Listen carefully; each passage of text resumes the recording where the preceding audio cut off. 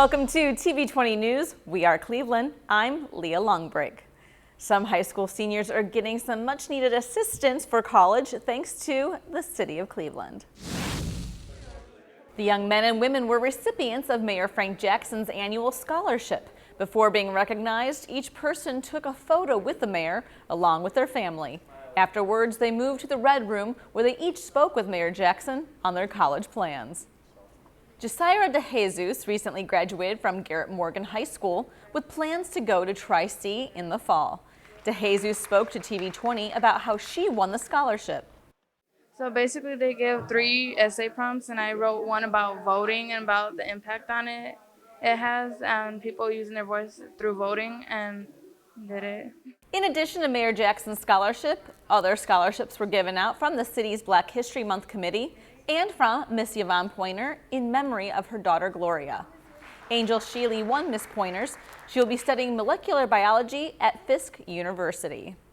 The scholarship was started in Gloria's name after she was brutally raped and murdered, and we've just found a way to positively impact the community through a scholarship. The City of Cleveland's student internship program came to a close for the summer with a special luncheon held at the Cleveland City Hall Rotunda. Mayor Frank Jackson thanked the students for participating. Congratulations to all of the interns, and I hope you enjoyed your stay at the various departments, and I especially hope that you learned something. The purpose of us having these types of intern programs is to give young people exposure in areas either that they have interest in, so that they can see if they really are interested in that, or exposure in areas that they would never have been exposed to but for this program. And our hope is that you, after this exposure, that you would have learned something, and that you will think about, as you go throughout your career and make choices, you will think about public service as a way in which to have a career. Chief of Public Affairs for the City of Cleveland, Natoya Walker-Minor, touched upon the personal connection this program has with her and the administration. Like you, I was a City of Cleveland girl who had an opportunity for an internship. And that's what this is about. This is to give us opportunities to see what we can do, the exposure that you will not get anyplace else. And this mayor, this leader, this team of people that he has around him, we openly open our arms to young people because we sat in the same seats that you sat in. You can watch that luncheon in its entirety only here on TV20. Check our schedule for times. And if you're interested in participating in the future, check out the City of Cleveland's website at city.cleveland.oh.us. Well, the Greater Cleveland Food Bank held their monthly free produce in conjunction with their anniversary. They're celebrating a milestone this year, and we spoke with CEO and president of the food bank, Kristen Warkoza, about the milestone anniversary and how this monthly produce benefits our community. Every month at the Greater Cleveland Food Bank, in addition to all the food that we distribute to our 1,000 partner agencies, we also open our doors to the community for people who might be in need of some nutritious fresh produce. Fresh food is a real priority for the food bank. 2/3 of what we will distribute this year is fresh and perishable, the healthiest food we can provide. And so this monthly produce distribution is just one more way to make that wonderful food available to people who need a little extra help. How long has this event been going on? We've been doing this monthly produce distribution for years. Every time we open our doors to the community, we have more than 1,000 people who come down for assistance in just a 2-hour period. You know, it's amazing how far we've come as a food bank. When we first opened 40 years ago, we're celebrating our 40th anniversary. The majority of the food, if not all of the food, was non-perishable, was boxes and cans. But today, 2/3 of what we distribute is perishable food because we've put such a priority on community health. And so if people want to contribute, they can go to our website to do that. They can, of course, always make a food donation, but they can also make a financial contribution. And you have a goal right now going with the 40th anniversary, I presume? We do. In honor of our 40th anniversary, we're trying to raise $400,000. That's going to help us provide 1.6 million meals in our community, because every dollar donated helps us provide enough food for 4 meals. The great news is that we're off to a wonderful, wonderful start thanks to our board of directors and some wonderful donors. We have about $100,000 that's already committed, pretty darn close, but we're on our way to $400,000. The volunteers are vital for the food bank. Steve Goodman, a retiree who has been donating his time for the last 4 years, tells us why residents should get involved. I would say try it out. When I first retired, my friend said just try things out. And there's so many different jobs at the food bank that I'm sure they can find one. They can try different things, and I'm sure they can find one that they are comfortable doing and find rewarding. It's just amazing how thankful they are. And then they thank you as a volunteer, you know, and I'm just taking stuff out to their car or loading a box, and it's rewarding. So not one specific thing, it's everyone is nice. Again, if you'd like to volunteer, donate, or if you yourself are in need, visit greaterclevelandfoodbank.org or call 216-738-2265. Well, the City of Cleveland Division of Fire hosted a ice cream social at Station 11 in the Slavic Village neighborhood. There was plenty of food and activities, but as we learned, there was also an educational component to it. It's just an opportunity to talk to the people, show them our fire apparatuses, what we do on a daily basis as far as responding, and then having a conversation as far as, like, you know, just communication, like, do you have working smoke alarms? You know, do you have an exit plan, escape plan? Have you checked out the other tables as far as, like, information with public power, the water, EMS, American Red Cross? I think that one thing that's nice is just for us to interact with the community in a non-emergency situation, have the firefighters that work in this area meet some of the people in this community. We've got hot dogs, hamburgers, courtesy of Dave's Supermarket. We've got Honey Hut ice cream from the neighborhood, so it's a great event. We're really happy that we've got such a great turnout today. Many of the residents that came out were grandparents who brought their grandchildren out for the experience. I am delighted to have it protecting us and educating the children and myself. And I saw the importance of having my smoke alarms tuned up too, to make sure everything is working well. We enjoyed the festivities today, the ice cream and the hamburgers and all of the courtesy for the children. Yeah, it's very educational. It's very exciting that she wants to learn different things about fire, you know, protecting the peoples. And so, yes, it's very interesting to know that she wanted to be here today. We learned our granddaughters need more education on what to do if there's fire in the house.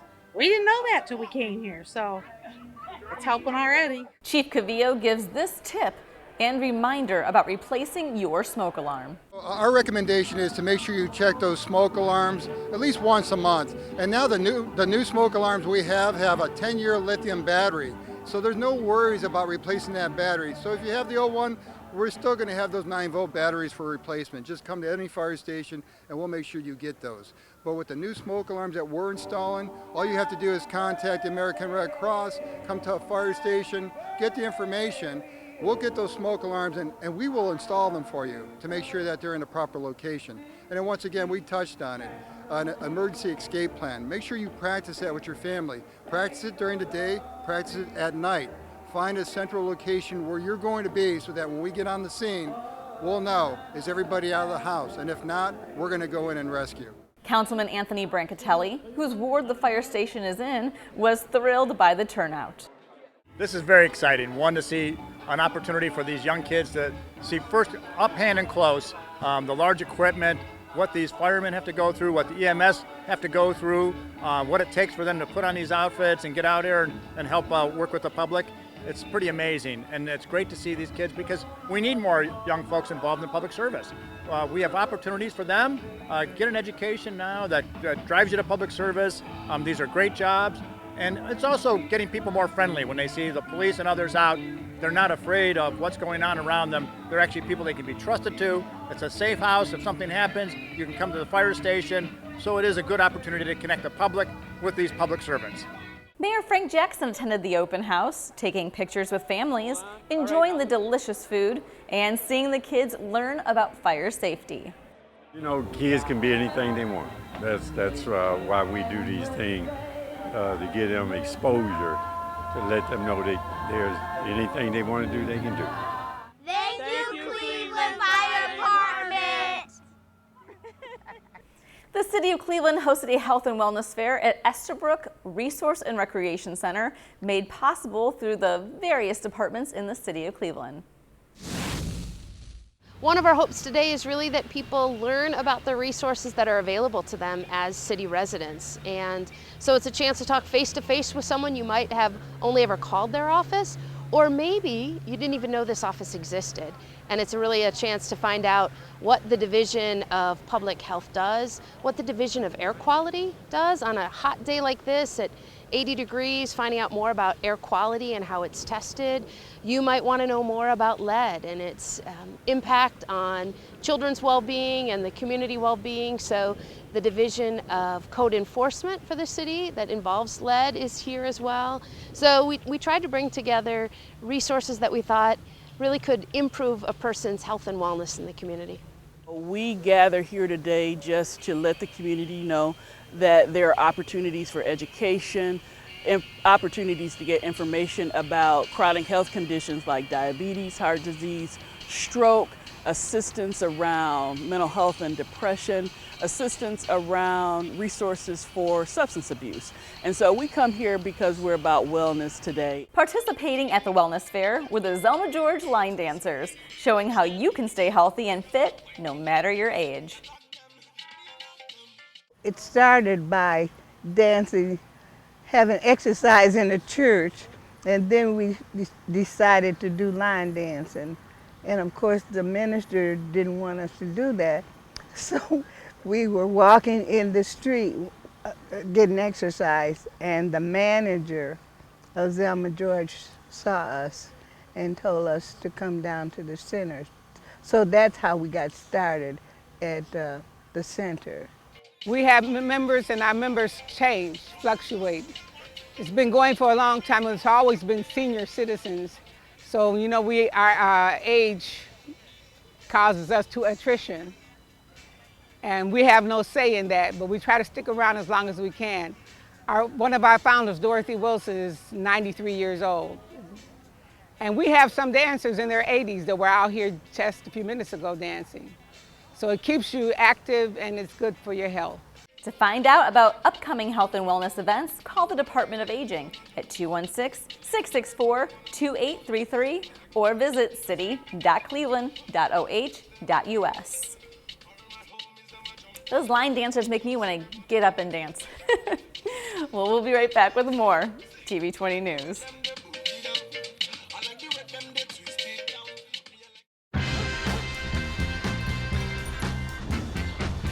When we adopt a shelter pet, we discover they're a unique mix of all kinds of things. Come on, Joe, spotlight on this last one. There it is.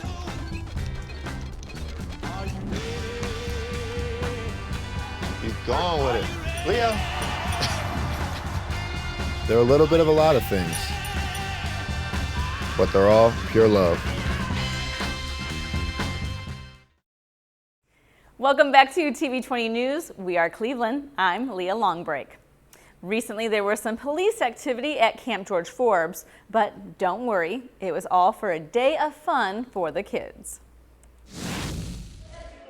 This was the third annual Youth Law Enforcement Forum, a day designed to give kids a better understanding of the various safety force outfits. Eric Smith, special agent in charge of the FBI in Northern Ohio, spearheaded the program. And we are so happy to have all of our federal partners out here today, and our city and our state and partners out here, and our county partners, to really talk about and sort of introduce law enforcement to the youth of the community. We think it's just a great opportunity for youth and law enforcement to sort of get to know each other in a non-threatening way and to learn about each other. So we're really happy about this. It was an exciting day for the boys and girls as they got to explore and learn about the different equipment used by law enforcement.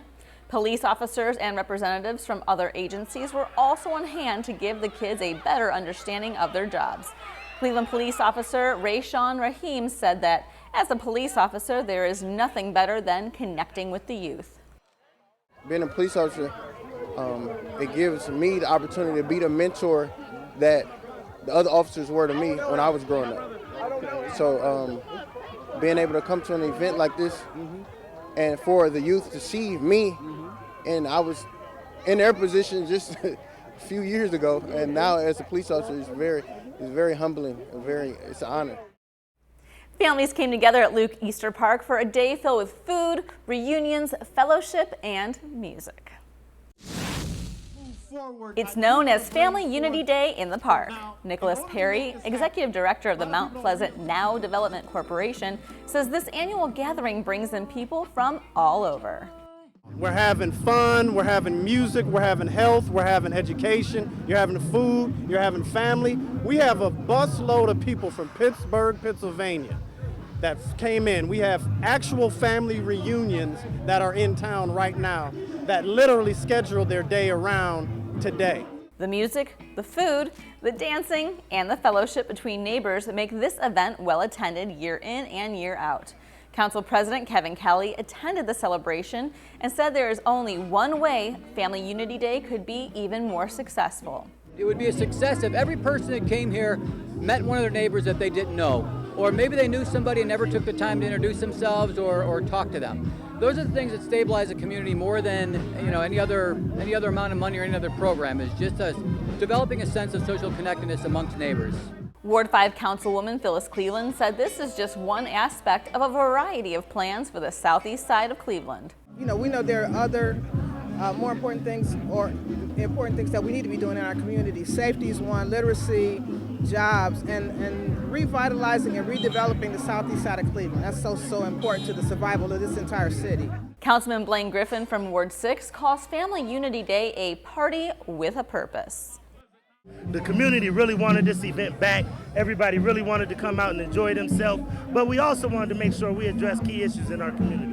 One is safety. We want this to be a safe event, and we want this event to set a standard so that the rest of the community know that we can come together, have a good time without having any issues or any incidents. Number two, we're dealing with some serious health disparities. As chair of the health committee, it's important for me to really try to address those health disparities. So we have all kinds of screenings and all kinds of health exams that are here today. So once again, it's a party with a purpose. Ward 4 Councilman Ken Johnson says this event, among others, is a great way to curb violence in the area. This program is designed to bring our community together. When you come together as a community, the violence automatically drops. And the key to all this is that this is the kickoff to much bigger and better things. And we're going to do a lot of other things to try and stem the violence that has taken over our community. Thousands of people of all ages and athletic abilities came to party on Mall B as Velasano kicked off their annual Bike to Cure event. This is the 6th year of the event, which raises hundreds of thousands of dollars that go towards finding a cure for cancer. So Velasano is our Cleveland Clinic mechanism to raise money for cancer research.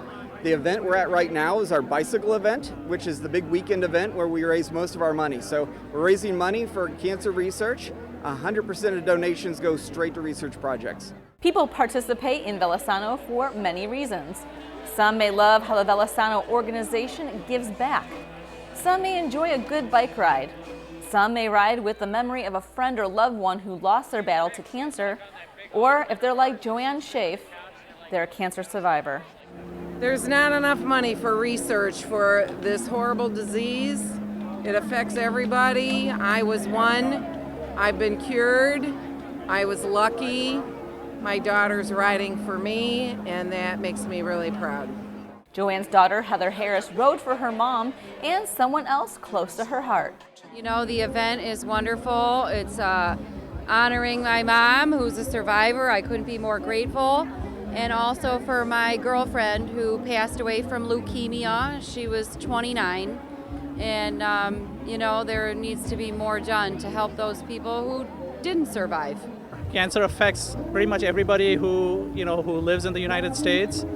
It affects family members. It certainly affects my patients. As I mentioned, I'm a cancer doctor who takes care of cancer patients. And there's no better way to engage with the community, raise funds for cancer research, and hope we can make a dent in this problem. Every year, the Velasano Bike to Cure event brings more and more people downtown to do their part in the fight against cancer. So start training with your friends and family, and next year we'll see you for Velasano 7. For more information, visit velasano.org. Local group, the Distinguished Gentlemen of Spoken Word, paid a visit to Cleveland City Hall to meet with Mayor Frank Jackson. The Distinguished Gentlemen are a part of young men from Cleveland area who recite poetry and prose through an energetic performance. The gentlemen perform multiple times throughout the year to a variety of audiences. Their visit included a photo session with the mayor, and then they reconvened in the Red Room where the mayor learned about who they are, where they came from, and what it's like to perform. For more information, you can look up the Distinguished Gentlemen of Spoken Word on Facebook. Summertime in Cleveland is a great time for enjoying a brew, hanging with your loved one, and listening to some blues, all while cruising on Lake Erie. The place where you can do all these things was the 7th Annual Blues Cruise on the Good Time 3, put on by the Cleveland Blues Society.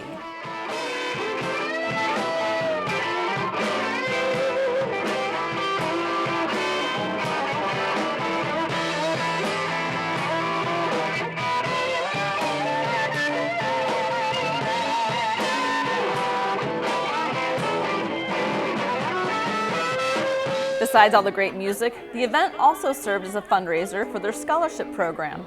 Cleveland Blues Society President Bill Cottels spoke about the good work his organization does. And we're giving out 3 scholarships at the end of the year.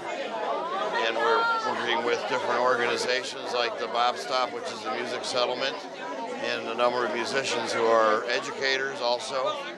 And that's really where we need to be involved in. It's getting the younger people involved in not just the blues, but in music itself. The music can often be sad and depressing, but that wasn't the demeanor of the crowd aboard Good Time 3. Everyone on board was having a good time as they enjoyed the music as much as they enjoyed the beautiful views of the Cleveland skyline. What is it about blues music that grabs people? Cottell says blues is the cornerstone of everything you listen to today. The blues are the roots of a lot of music, and people just rock it up or jazz it up, and you get to some old blues, and you look at a couple generations of songs that have come from it, and artists, that's where it all started. For more information on the Cleveland Blues Society, visit their website at clevelandblues.org. The City of Cleveland's Division of Recreation Show Wagon held their latest summer performance downtown in Public Square. The 9-week program, which gives kids the opportunity to sing, dance, and act, concluded on August 9th. Manager of Show Wagon, Angela Winborn, spoke with TV20 summer intern Taylor Eppinger about the process to get involved. How can other kids get involved in this program? Well, in the fall, we have Theater Life, which is a program where we teach the kids drama and music.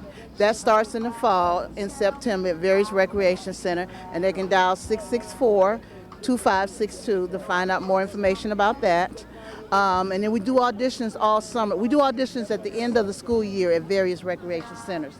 So flyers go out to all the rec centers in Cleveland, but it's open up to anyone in the city of Cleveland because we have many kids here from Maple Heights, Warrensville Heights, Cleveland Heights, Euclid Heights, all over. That's really good. And why do you think the arts are important for kids? Because it's a way of them to really express themselves. I think that, everybody can't play a basketball. Everybody's not a sports person. Many people have talents of singing, dancing, acting. So it gives another, venue of people to be able to really express themselves and enjoy themselves during the summer. Taylor was a fantastic summer intern, and she was through the Mayor Frank Jackson and YOU program. And we wish Taylor the best on the upcoming school year.